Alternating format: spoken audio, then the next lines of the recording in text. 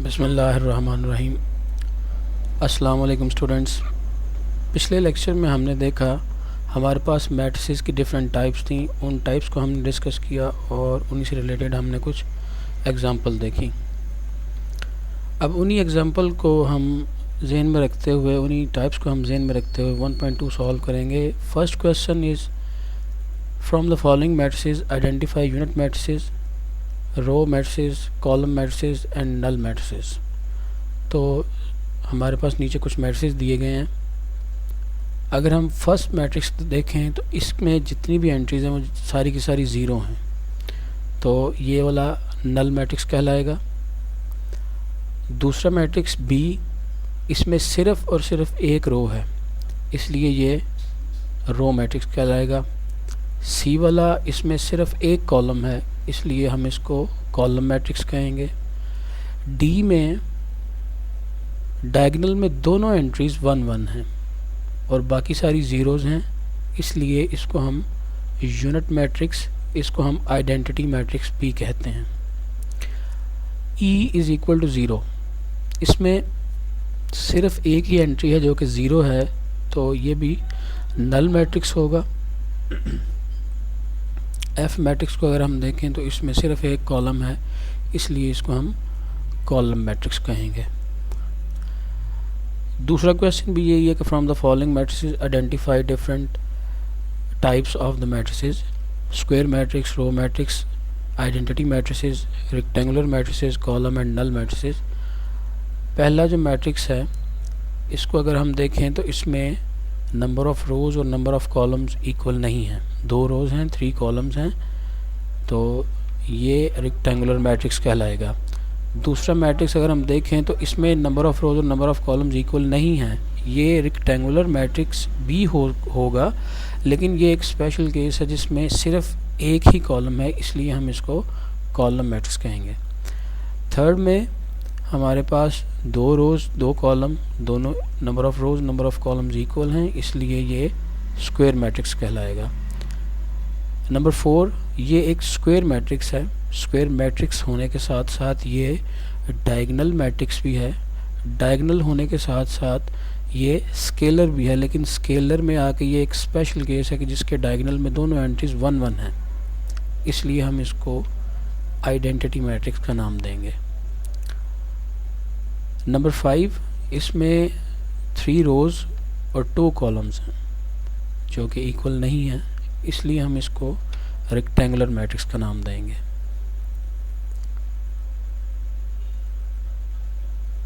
Next question में हमें नज़र आ रहा है कि सिर्फ एक रो है, इसलिए इसको हम रो मैट्रिक्स का नाम देंगे।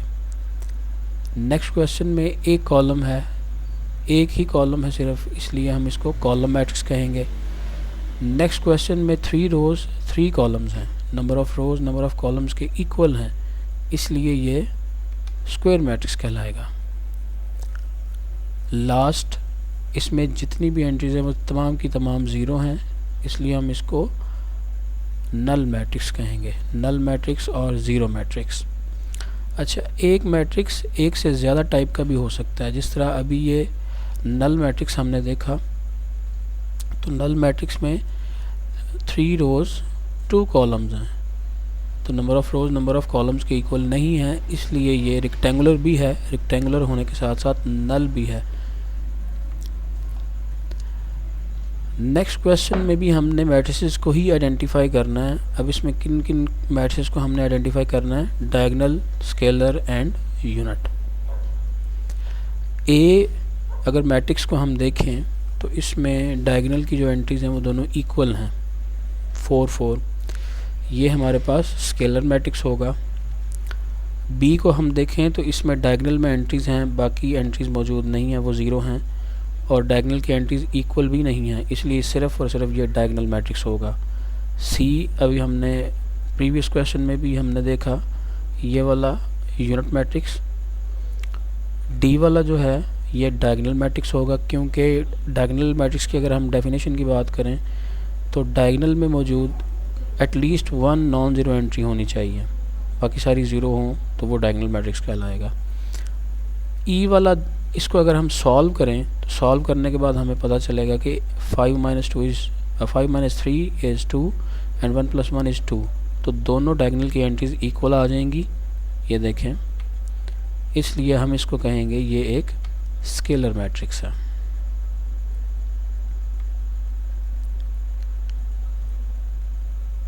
Number 4, find negative of a matrix. A B C D E, ये हमारे पास 5 मैट्रिसेस हैं। नेगेटिव मैट्रिक्स की हमने डेफिनेशन पढ़ी थी कि नेगेटिव मैट्रिक्स फाइंड करने के लिए जितनी भी एंट्रीज़ हैं उनके साइंस को हम चेंज कर देते हैं। प्लस है तो माइनस, माइनस है तो प्लस कर देते हैं।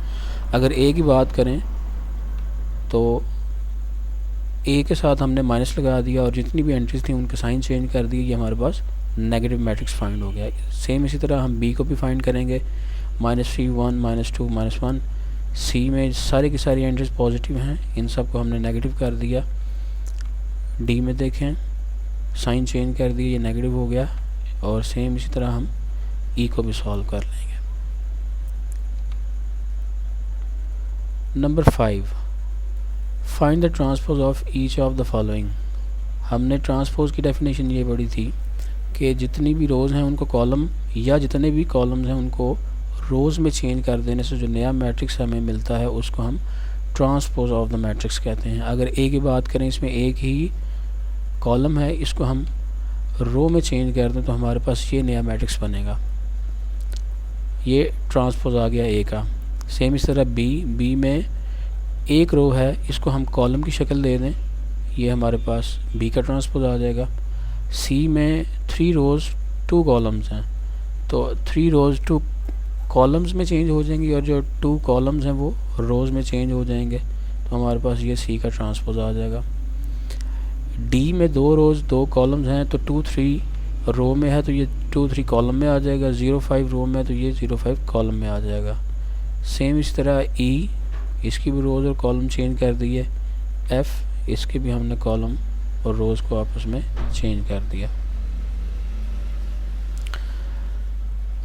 Number 6, verify if A is equal to 1 2 0 1, B is equal to 1 1 2 0, then prove that A transpose whole transpose is equal to A and second one is B transpose whole transpose is equal to B। अगर हम इसके solution की बात करें तो हम left hand side को लेंगे कि जिसमें लिखा हुआ है A का ट्रांसपोज लिया जाए, फिर जो आंसर है उसका फिर ट्रांसपोज लिया जाए, तो हमारे पास जो आंसर है वो ओरिजिनल मैट्रिक्स के इक्वल ही आना है।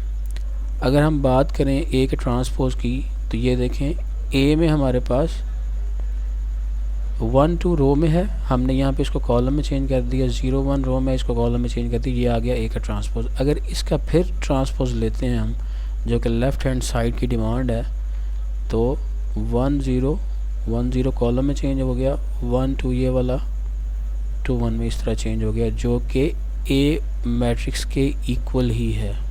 इसलिए हम यहाँ पे लिख देंगे left hand side is equal to right hand side. ये क्वेश्चन प्रूव हो गया। सेम इसी तरह सेकंड क्वेश्चन, उसमें जस्ट B मैट्रिक्स आ गया, बाकी सारा प्रोसीजर वही रहेगा। पहले हम B का ट्रांसपोज लेंगे, फिर जो आएगा आंसर उसका ट्रांसपोज लेंगे, तो ये बन गया B transpose whole transpose which is equal to B matrix. So left hand side is equal to right hand side, और हम लास्ट में लिख देंगे हैंस प्रूव्ड। आज तक के लिए इतना ही। नेक्स्ट लेक्चर में मिलते हैं इंशाल्लाह नेक्स्ट वीडियो में। तब तक के लिए इजाज़त दीजिए।